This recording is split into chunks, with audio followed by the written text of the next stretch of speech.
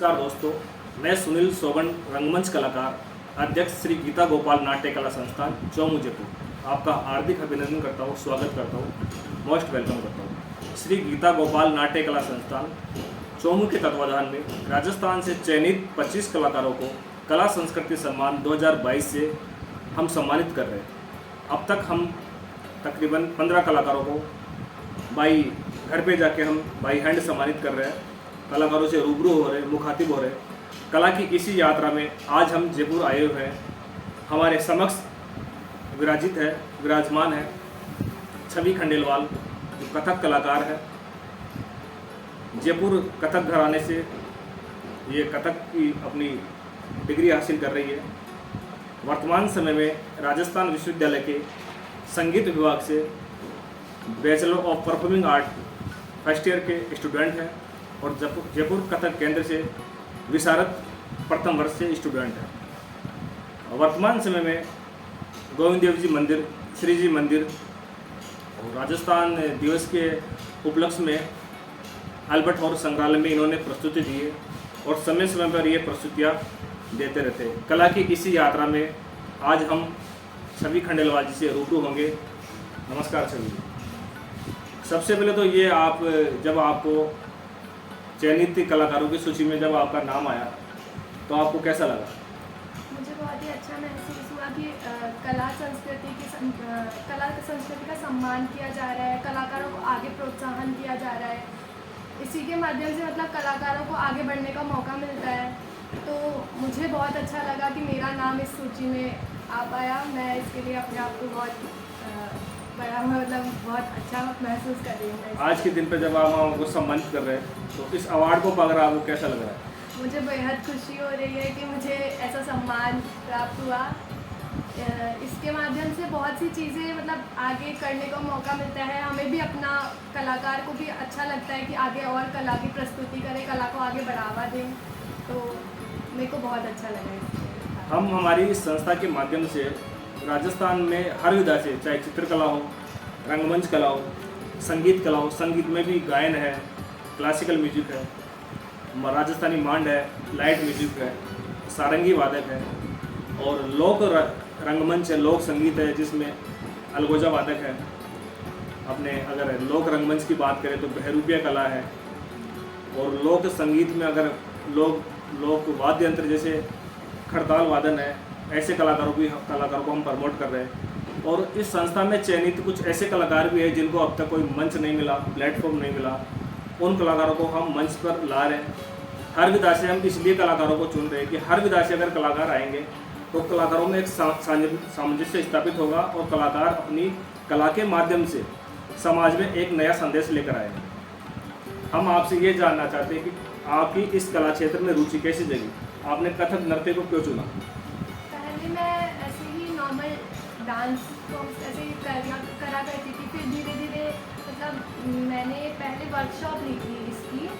1 महीने के vacation course होते थे। तो उस टाइम पे मैंने सोचा कि एक बार मतलब अपन क्लासिकल की तरफ चल के देखते हैं। थोड़ा था क्योंकि पापा भजन गाते हैं तो थोड़ा मेरे को था कि मेरे को गायन वादन थोड़ा सीखना है। उस टाइम इतना नहीं था कि मेरे को करना है, बट फिर उसके बाद पापा से होते होते फिर मेरे तक आई वो चीज़ें। फिर उसके बाद मैंने सोचा कि ये करती हूँ। तो वैकेशन कोर्स में मैंने कथक की शुरुआत की थी। तो जयपुर कथक केंद्र में रेखा सेन मैम थे, उनसे मैंने स्टार्ट किया था सीखना। तो मुझे उस टाइम बहुत अच्छा फील हुआ, मतलब उसको करके बहुत अच्छा लगा। तो फिर मैंने उसके आगे फिर मैंने स्टार्ट कर दिया था। वहीं से मेरे कथक की स्टार्टिंग हो गई थी।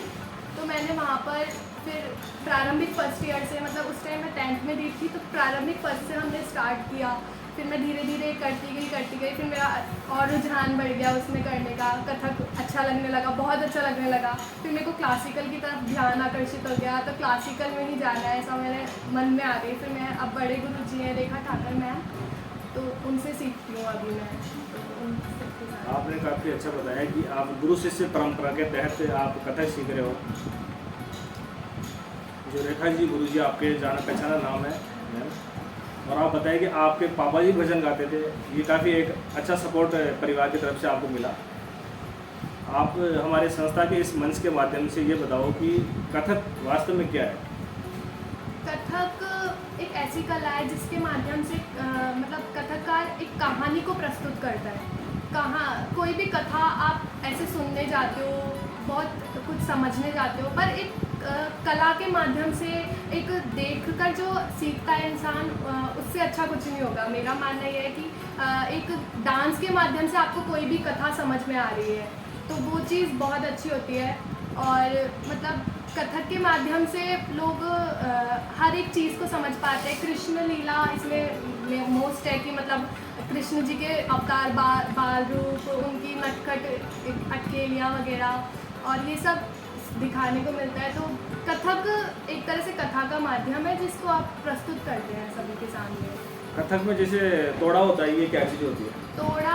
तोड़े टुकड़े, ये एक जैसे गायन में छोटी छोटी सी चीज़ें होती हैं, भजन मान वगैरह, इन्हीं के जैसे होते हैं ये कुछ तोड़ा टुकड़े। ये मतलब कथक में ही चलते हैं। तो और इनके माध्यम से आप अपनी कथा को प्रस्तुत कर पाते हैं। जैसे इसमें बहुत सी कविता वगैरह भी होते हैं, नायक नायिका भेद होते हैं, उन्हीं में मतलब ताल वाद्य वगैरह इनकी वजह से। आज भरत मुनि के जो नाट्य शास्त्र में अभिनव दर्पण में बताया है कि जैसे अलग अलग रस है, 9 रस अपने बताए हैं, भाव भंगिमाएँ, उन्हीं के माध्यम से एक नाटक को भी हम नाटक किसी कथा को नृत्य के माध्यम से अपन प्रस्तुत करते हैं, यानी कथा के माध्यम से। वो कथक के अंतर्गत जितना मेरे को मालूम है, ये भरत मुनि के नाट्य शास्त्र में इसका पूरा विवरण है। जैसे हमारे मन में भी जिज्ञासा रहती है, हमारे संस्था के भी कार्यकर्ता है कि मन में जिज्ञासा रहती है कि कथक में जो ड्रेस अपन जो पहनते हैं, जो आभूषण अपन पहनते हैं, उसके बारे में आप अगर थोड़ा बताएंगे।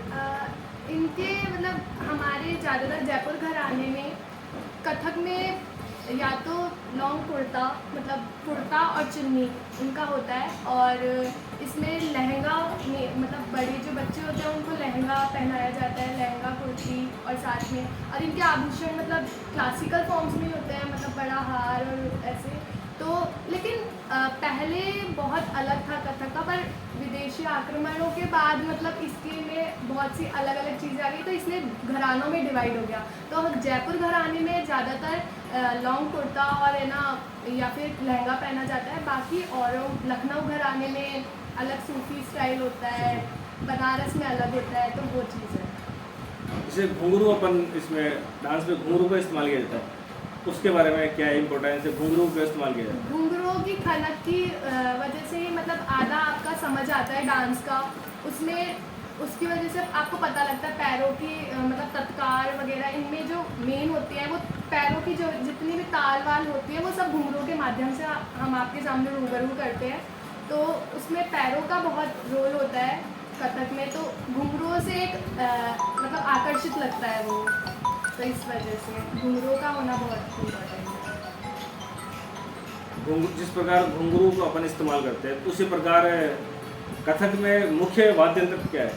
मुख्य वाद्य यंत्र वैसे हारमोनियम है सबसे ज़्यादा, मतलब उससे ही आप नगमे की वजह से ही आपको मतलब उसमें ताल का पता लगा सकते हो आप। मतलब हारमोनियम के जरिए ही आपको पता लगता है कि ताल को कहाँ से कहाँ तक हमें करना है, तो उसी के माध्यम से आप अपने कथक को स्वरूप दे सकते हो। तो नगमा एक बहुत इम्पॉर्टेंट है इसमें कथक में। बाकी तबला और पखावज में भी इसमें इस्तेमाल किया जाता है। तो बहुत सी मतलब इसमें ये चीज़, हारमोनियम का भी इस्तेमाल किया जाता होगा? हारमोनियम, हाँ हारमोनियम में बहुत मतलब हारमोनियम इम्पॉर्टेंट है इसमें। हारमोनियम तबला इम्पोर्टेंट है। हाँ। तो आपने जैसे कथक के बारे में बताया, अब हम आपको ये जानना चाहते हैं कि कथक का भविष्य क्या है? कथक का भविष्य देखा जाए आपके तो दृष्टिकोण में? हाँ, हर चीज़ का अपना भविष्य होता है। और बाकी कथक में आप आगे चल के परफॉर्मेंस कर सकते हैं, आप बच्चों को सिखा सकते हैं, इस कला को आगे बढ़ा सकते हैं, एक मंच प्रदान कर सकते हैं। और बाकी एजुकेशन के क्षेत्र में PhD वगैरह भी होती हैं आजकल। कथक में भी क्लासिकल का भी एक वापस आने लगा है, स्टार्टअप मतलब वापस होने लगा है। जैसे आप कथक सीखने जाते हो कॉलेज में, आपको ऐसा कुछ लग रहा है कि गांव से भी स्टूडेंट आ रहे हैं सीखने के लिए, गाँव या से सिटी से आ रहे हैं? गाँव से मतलब बहुत दूर दूर से आते हैं, बट ऐसा नहीं कह सकते कि गाँव से आते हैं शहर से। बाकी मतलब है लोगों में भी अब क्लासिकल का वापस आने लगा है कि लोगों का इंटरेस्ट जगा है। हाँ, इंटरेस्ट जगा है। आप भविष्य में कथक अपने गायन को लेकर क्या योजना है आपके भविष्य में? गायन को लेकर मैं गायन आगे मतलब क्लासिकल को आगे बढ़ाना चाहती हूँ। आजकल क्लासिकल का बहुत मतलब लोग बहुत लाइट में लेने लग गया है, तो मैं बताना चाहती हूँ कि नहीं, क्लासिकल भी बहुत इम्पॉर्टेंट है लाइफ में, और क्लासिकल की वजह से ही हम अपना बेस क्लियर कर सकते हैं। और भी बहुत कुछ है कि गायन में आप आगे फिर बहुत सी चीज़ें कर सकते हो, परफॉर्म कर सकते हैं, आप सिखा सकते हैं बच्चों को, बहुत सी चीज़ें हैं। भाई वर्तमान समय को लेकर आप देखते हैं कि क्लासिकल बच्चे ज़्यादा सीखना चाहते हैं, कम सीख रहे हैं? क्लासिकल बच्चों में थोड़ा अभी इंटरेस्ट मतलब ऐसे जगह है क्योंकि अभी क्लासिकल का माहौल चल रहा है, पर बच्चे लाइट को अभी ज़्यादा प्रेफरेंस देने लगे हैं कि मतलब आप लाइट कर लीजिए इसके Light लिए, क्योंकि आजकल बॉलीवुड में मतलब ऐसे इंडस्ट्रीज वगैरह में जाने का बच्चों को शौक पड़ रहा है। पर जो क्लासिकल सीखता है उसका बेस बहुत अच्छा होता है और सारी चीज़ें बहुत अच्छी होती है क्लासिकल से। तो अभी आप कथक में अब थोड़ा कुछ सुनाना चाहोगे आप? हाँ, मैं आपको एक कृष्ण कवित सुनाना चाहूँगी, तो प्रस्तुत है कृष्ण कवित। धा धिन धिन धा, मध्य में धा धिन धिन धा, धा तिन तिन ता ता धिन धिन धा। मुरली की धुन सुन बाजत मृदंग धुन, धुंधु किट धिकिट धिकिट थे, धुंधु किट धिकिट धिकिट थे। तनत करत उठ हिरत फिरत चित चंद्र चपल, दिग दिन्ना दिग दिन्ना दिग दिग दिग दिग तो दिग दिग तो दिग दिग दिग दिग। त्राम तत थे तत थे तत थे, त्राम तत थे तत थे तत थे, त्राम तत थे तत थे तत ना दा दिन ना ना दिन ना ना। अभी सुंदर रचना आपने सुनाई। वोकल को लेकर अगर आप कोई राजस्थानी भजन प्रस्तुत करना चाहते हैं या कोई लाइट म्यूजिक, लाइट में क्लासिकल अगर आप कोई सुनाना चाहते हो क्लासिकल? हाँ, क्लासिकल में मैं यमन राग का छोटा ख्याल छोटा सुनाना ख्याल चाहूँगी।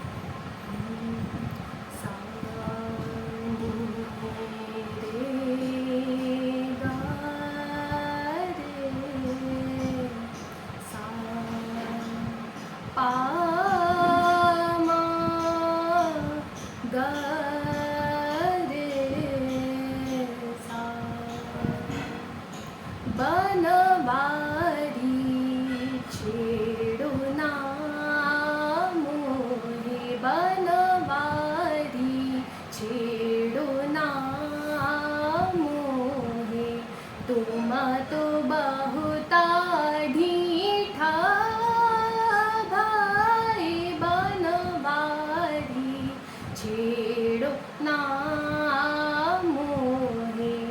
आत जात मगमी है ठाडो, आत जात मगमी है ठाडो, काहे करत मुसीबर जोरी, बनवारी छेड़ो ना मोहे, बनवारी छेड़ो ना, छेड़ो ना, छेड़ो ना